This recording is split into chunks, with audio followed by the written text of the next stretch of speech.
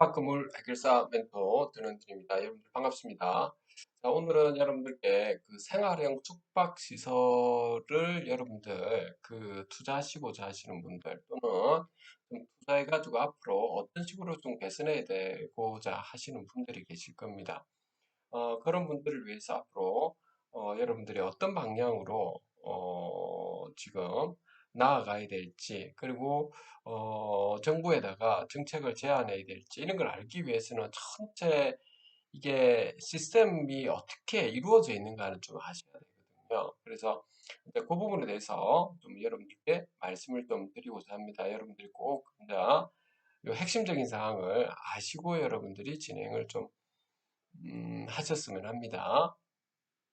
먼저 여러분들 이 생활형 숙박시설의 역사입니다. 그 역사는 여러분들 이게 과거에 보면 이렇게 우리나라가 이제 경제 성장이 이렇게 막 되면서 관광 수요가 폭발적으로 증가했죠.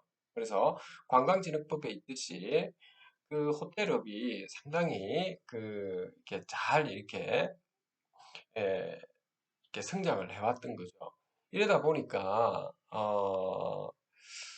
이게 이 관광 수요에서 있죠. 갖추지 못하는 부분은 하루 1박 형태로 이렇게 가다 보니까 특급 1급이나 2급 이 부분에 대해서 비용은 좀 비싸면서 단기 체류하기에는 너무 비용이 비싸죠. 그렇다고 해서 모텔 쪽으로 가기에도 어, 그건 좀 낙후돼 있고요. 자, 이런 부분 때문에 서비스드 레지던스라고 하는 이러한 이 개념을 가지고 이렇게 출발했던 겁니다.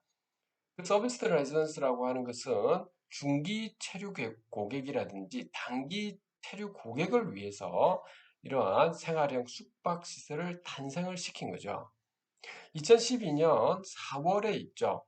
신설이 되온 겁니다. 그래서 공중위생관리법에 이때부터 착수가 진행된 거죠. 그리고 이 당시 때 오피스텔이 너무 난무했었죠. 어, 그런데 이 오피스 너무 난무하다 보니까 수익 구조가 많이 떨어지고 해가지고, 이때도 여러분들 지금 현재 생활형 숙박시설을 오피스텔로 변경시킨다 이런 부분이 있었던 것처럼, 그때 당시에는 오피스텔을 생활형 숙박시설로 이것을 변경할 수 있도록 이렇게 지금 했었습니다. 근데 이 당시에 생활형 숙박시설로 변경시키기 위해 상당히 좀 까다로웠죠. 여러분들 이렇게 생활형 숙박시설에서 오피스텔로 변경하기에는 좀 간단하죠. 주차 공간 빼고는 별 무리 없이 이렇게 바꿀 수가 있는데 오피스텔에서 생활형 숙박시설로 바꾸기에는 여러분들 여러 가지 그 시설 부분에 대해서 이렇게 바꿔야 될 점이 많습니다. 요걸 갖다 엮어서 이렇게 해볼게요. 이게 공중위생관리법에서는 보면 있죠. 취사시설 설치가 돼 있어야 되고요. 그 다음 환기시설, 그 다음에 객실용 욕실 또는 샤워실, 이런 것들이 다 갖추어져야 되는 이런 부분이 있거든요. 게다가 왜 이게 공중위생관리법 이런 부분에까지 지금 들어갔느냐 하면 그 사람들이 자주 왔다 갔다 하잖아요. 그렇죠? 그렇기 때문에 시설의 장부장이 좀 많이 일어납니다. 그래서 이 건물 보존 관리하는 부분도 상당히 지금 이게 손이 많이 탄다는 겁니다. 그만큼 신경을 좀 많이 써야 된다 이것이죠. 그러니까 이거 오피스텔은 그럴 필요는 없거든요. 신경 많이 쓸 것도 별로 없다고요. 그렇죠? 그래서 생활형 숙박시설로 이렇게 바꾸기가 상당히 그때 까다로웠다는 겁니다. 그래서 그 당시에 그 생활의 숙박시를 바꾸면 수익 구조가 많이 날 수 있었지만 이렇게 바꾸는 게 상당히 힘들었었습니다. 자, 이런 역사를 가지고 있다는 겁니다. 그러다가 지금 우리나라에서 이런 식으로 한자 서비스 레지던스를 좀 해줬는데 이게 뭐라 했습니까? 중기, 장기 체류 고객을 위해서 한 건데 요거에 한자 분양사들이 이제 둔갑을 지켜서 요 주거용으로 소유자분들도 사용할 수 있다라는 형태로 본인들이 이렇게 마케팅을 했고, 게다가 이렇게 정부에서나 지자체에서도 이런 뭐 규제가 제대로 가해지지 않다 보니까 이 소유자분들께서 막심한 좀 피해를 입게 된 거죠. 왜냐하면 너무 많이 짓다 보니까 너무 많은 건 아닙니다. 사실은 너무 많은 건 아니지만 그 어쨌든 그때 시행사와 운영사들이 그 뻥튀기를 하고 그 운영을 하면서도 실질 비용을 갖다 과다 청구해서 여러분들한테 수익 구조를 못 가지게끔 이렇게 운영사들이 다 그렇다는 건 아닙니다, 여러분들. 문제를 많이 일으키고 있다는 겁니다. 시행사와 운영사들이. 자, 그런 거고. 특히 지금은 이제 코로나 사태로 인해 가지고 좀 문제점이 좀 많은데 이것이 이제 코로나가 끝나고 나면 이제 리오프닝과 관련되어서 다시 좀 활성화를 좀 띠리라고 저는 보고 있습니다. 참고사항입니다, 이거는. 자, 그래서 생활형 숙박시설은 사업자 등록을 할 때 일반 임대 사업자를 반드시 하셔야 되고요. 그와 함께 숙박업 신고를 하게 되는 거죠. 그렇죠. 숙박업 신고. 보건위생관리법에 이런 업종들이 있는데 여기 숙박업이죠. 우리가 이렇게 앉아 들어가는 거죠. 자, 그런데 앉아 30개호실 이상이 돼야 된다 하는 부분은 앞으로 좀 바꿔야 될 부분인 것 같습니다. 자, 왜 그러냐면 서비스 레지던스라고 하는 것 자체가 중기, 장기 체류 고객을 위해서 이러한 취지에서 만드는 것인데 30개호실 이상이 돼야 된다 하는 것 자체가 오히려 그 운영사를 만드느냐 안 만드느냐 프런트 시설이 있느냐 없느냐 이런 것 때문에 서로 소유자분들끼리 싸우고 운영사끼리 싸우고 그 특정한 운영사가 모든 권한을 행사하고 소유자건데도 불구하고 뭐 이런 부분 때문에 이렇게 굉장히 좀 혼란스러운 상태가 벌어지는 거는 아마 생활형 숙박시설을 매수해서 가족 보고 이렇게 있으신 분들은 제가 무슨 말씀을 하시는지는 이해가 되실 거고 아직 그렇게 매수를 하지 않은 분들은 이거 그냥 듣기는 했는데 와닿지는 않으실 것 같습니다. 그래서 이제 그 30개월실 이상이다라고 하는 부분은 있죠. 그 근본 취지가 무엇인지 그걸 또 바꿔야 될 부분은 앞으로 보건복지부에 있는 건강정책과와 협의를 좀 해서 있죠. 진행해야 될 것 같습니다. 그래서 시행 규칙이기 때문에 그 복지 불용으로 이걸 좀 바꿔야 될 이유라든지 그쪽에서는 왜 30교실 이상으로 했는지 이런 부분 같이 우리 생활은 숙박시설에 계신 분들하고 의논을 좀 나눠야 되고, 저도 이 부분에 대해서는 좀 신경을 좀 이제 좀 쓰려고 하고 있는 상황입니다.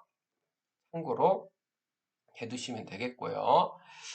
자, 그리고 지금 현재 아직까지 그 숙박업보다 임대업으로 지금 가져가시는 분들도 있을 겁니다. 아직은 뭐 불법이다 이건 아니죠. 지금은 뭐 그 주거용으로 들어가느냐 안 들어가느냐 하는 것이 지금 현재 불법 여부가 가리는 거지. 아까 중기, 장기 체류 고객들을 위해서 이렇게 임대업 사업으로 지금 아직 가져가는 거고 그 숙박업인데 숙박업 일종의 중기로 이렇게 체류하는 고객들을 위해서 이렇게 가지고 가는 경우에 한해서 여러분들에게 말씀드리고 싶은 부분은 전세로는 불가능한 거죠. 이 부분은 전세로는 주택일 때 한해서 가능한 것이기 때문에 요즘은 반드시 여러분들이 알고 있어야 됩니다. 그래서 단기 임대로 가져가야 되는 거고 그래서 월세라든지 단기 숙박 형태로 들어가 줘야 되는 거죠. 임대 방식으로 하시는 분들에 한해서는 자, 이 부분도 단기적으로는 또 어떻게 바뀌어야 되느냐라고 하는 부분은 이제 보건복지부하고 또 좀 이야기를 좀 나눠야 될 부분이죠. 그리고 일반 임대 사업자의 이 부분이 있죠. 이런 부분이 같이 연관되어 있기 때문에 충분히 지금 협의를 해야 될 이런 사항이 되겠습니다. 자, 기타 지금 사항 부분은 여러분들이 알다시피 건축법으로 들어가 주택법이 아니고 건축법으로 우리가 이상한 숙박시설 들어가기 때문에 종합부동산세에서는 미적용되는 거죠. 그리고 소액 투자로 가능하다 해놨는데 꼭 이게 소액 투자라 가능하다라고 볼 수는 없을 것 같습니다. 그 소액 기준이 좀 차이가 나니까요. 그러니까 보통은 2억에서부터 많게는 한 7억 사이가 된다라고 보시면 되겠죠. 근데 웬만하면 생활은 숙박시설을 여러분들 투자를 할 때 꼭 보셔야 될 것은 이것도 테마형이잖아요. 그렇죠? 그렇기 때문에 이게 역세권 쪽을 여러분들이 살펴보셔야 될 것 같고요. 또는 바닷가와 하천이 있는 곳이 되겠죠. 둘 다를 가지고 있으면 가장 좋은 거죠. 그 다음에 생활형 숙박시설에서 여러분들이 또 하나 더 살펴봐야 될 것이 관광 지식 정보 시스템을 꼭 한번 살펴보셔야 됩니다. 죄송합니다. 그래서 관광 지식 정보 시스템을 이렇게 클릭을 해보시면 관광 수요를 볼 수 있거든요. 자, 여기입니다. 여기가 통계 자료를 여러분들이 이렇게 클릭을 해서 있죠. 여러분들이 한눈에 통계 주요 지표들을 이렇게 한번 쭉 볼 수 있게 되겠습니다. 예를 들어서 이렇게 조회를 눌러보면 있죠. 이렇게 나오게 되죠. 세계 관광객 수부터 해서 국민 해외 관광객 수, 관광 수입이 어떻고 지금은 코로나 사태로 인해서 상당히 여러분들이 힘든 상황이라는 것은 누구나 다 알고 있는 상황이라고 저는 봅니다.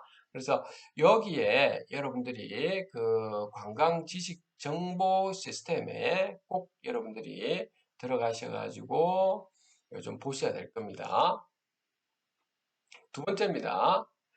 두 번째로는 여러분들 한국 호텔업 협회에 여러분들이 또 한번 들어가 보셔가지고 여기는 뉴스레터부터 해가지고 필요한 것들 여러분 꼭 한번 보시면 도움이 될 겁니다.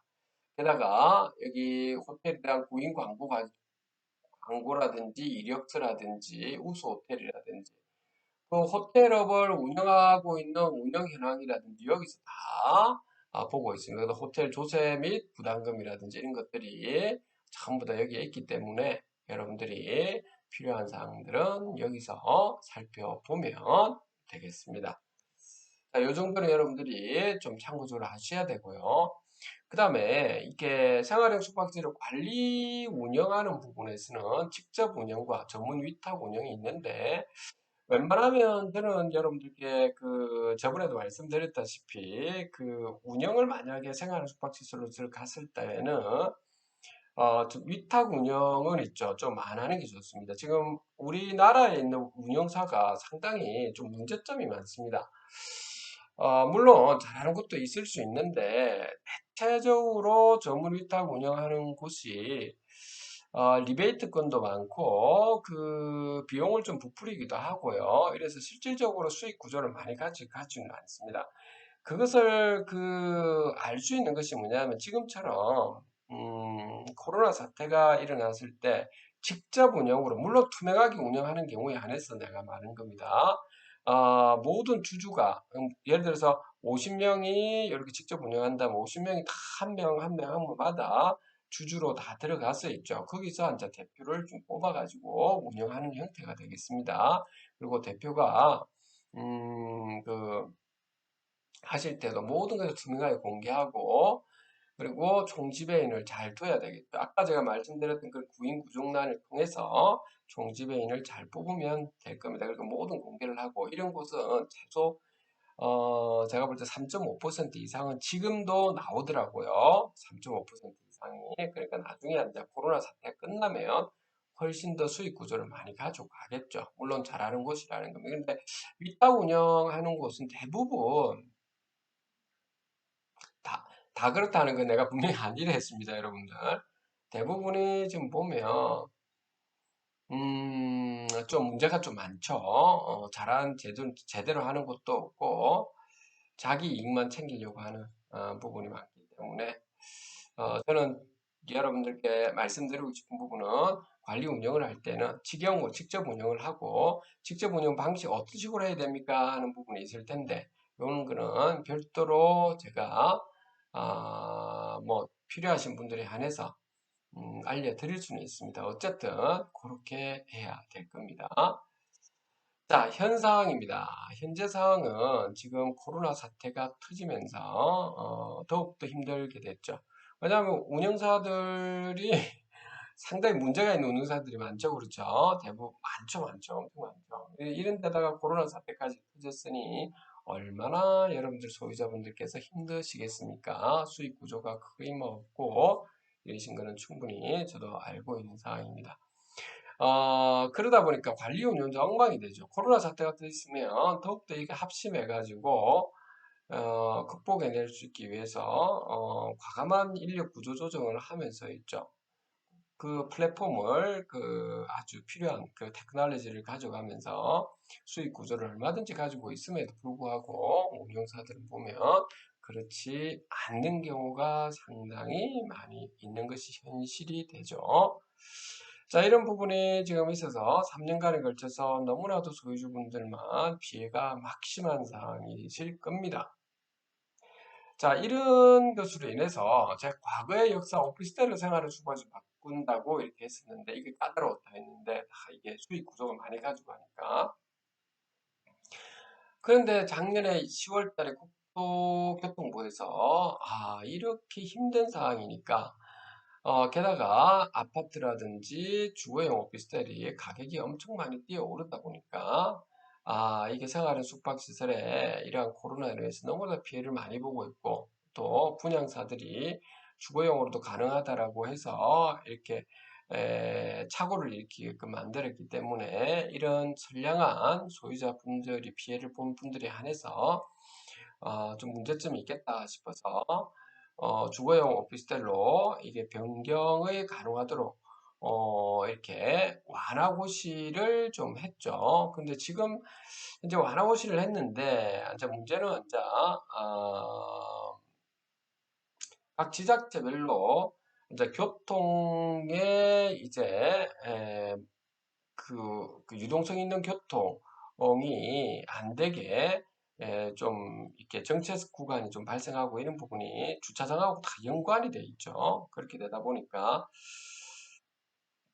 자, 어느 정도까지 오피스텔로 변경시킨다고 했을 때 주차장 면적을 어느 정도까지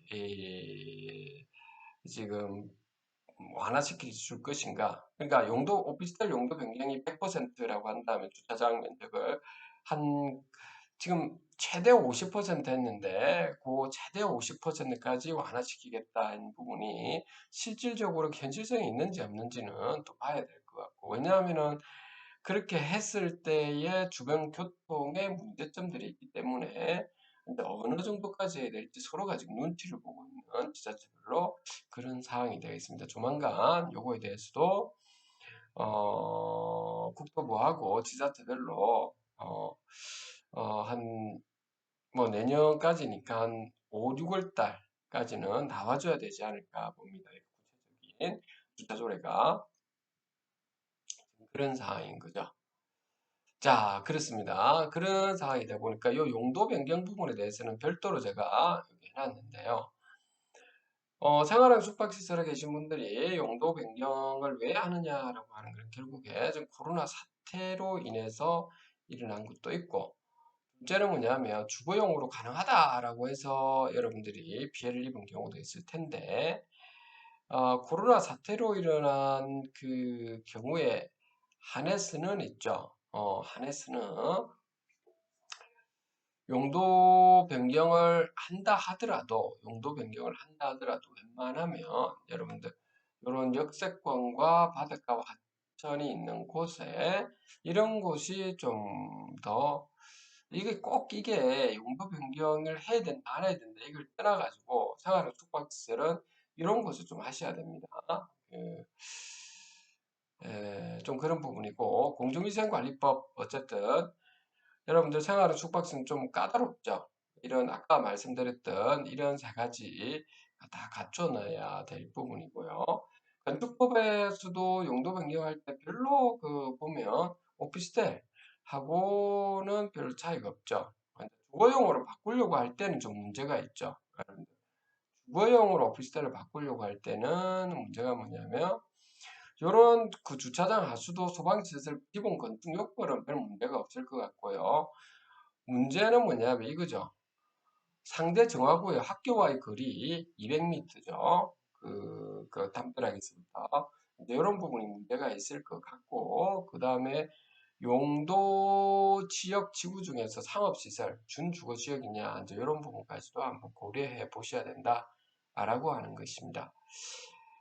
자, 오늘 여러분들께 생활형 숙박시설에 대해서 여러분들 좀 말씀을 좀 드렸습니다. 음, 지금 코로나 사태로 인해서 생활형 숙박시설에 계신 여러분들이 상당히 많이 힘든 상황이라고 저는 보고 있습니다. 이럴 때일수록 모두가 좀 합심해서 있죠.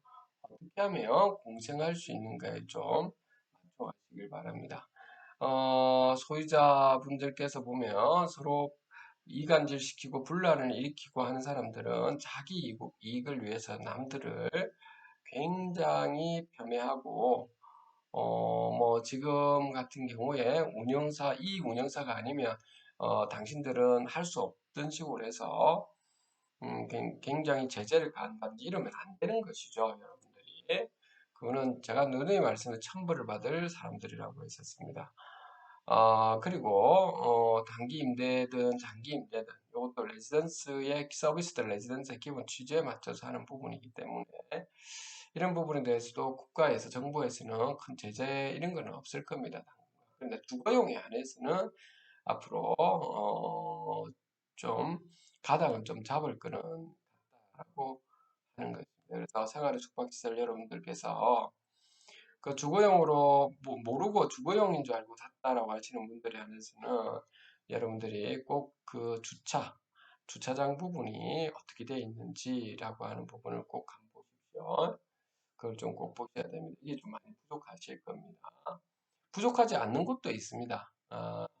그 상업시설, 문화시설하고 같이 있는 경우는 별 문제가 없는데 그 숙박시설만 있는 곳에서의 그 용도 변경을 할 때는 이제 주차장이 턱없이 부족하죠. 턱없이 부족할 겁니다, 여러분들. 음, 이제 이런 부분이 좀 문제가 좀 발생할 수 있을 것 같아요. 자, 아무튼 여러분들도 그 각 지자체에 의논하실 거 의논하시고, 그리고 여러분들이 있는 그 지자체에 있는 지역구에 있는 의원님들, 그리고 구의원이든 시의원이든, 그 다음에 의장님이든, 뭐 이러면 시의회 의장님들 이렇게 좀 자주 만나시고, 그 시장님하고도 만나셔야 되고, 국토부하고도 상호 의견을 교환해가지고, 그 여러분들 입장에서만 보시지 마시고, 전체적, 서로가 공감할 수 있고, 서로가 사회적 이 차원에서 그리고 공동체 차원에서 어떻게 하면은 피해를 안 보면서 공생할 수 있는가의 입장에서 여러분들이 좀 보시면 좀 해결점이 분명히 나오리라고 봅니다. 여러분들 입장에만 또 생각하시게 되면 그 일반 그 시민들 입장에서는 있죠. 교통 대란이라든지 각종 문제점들이 발생할 수 있는 부분에 안 곱게 생각할 수도 있기 때문에 이런 점까지도 여러분들이 충분히 감안하셔 가지고 하셔야 되겠죠. 그러기 위해서는 저는 볼 때는 이 코로나 사태 때문에 이렇게 문제 생긴 것도 하나 있지만 여러분들 소유자분들이 관리 운영하는 부분 투명하게 이런 부분 하는 거 감시 감독에서 직접 운영하기 저는 바랍니다. 사실은 위탁 운영이 상당히 문제가 좀 많아서 그런 겁니다. 자, 오늘 여러분들께 이 정도 말씀을 좀 드릴 겁니다. 여러분들 잘 보내시고 생활의 숙박시설에 소유자 여러분들 많이 힘드실 거라고 저는 보고 있습니다. 여러분들 힘내시고 코로나가 또 지나가리라고 봅니다. 이 또한 지나가니까 여러분들 조금 더 힘내시기를 바랍니다. 기운을 팍팍 넣어드리겠습니다. 오늘 여기까지 하도록 하겠습니다. 감사합니다.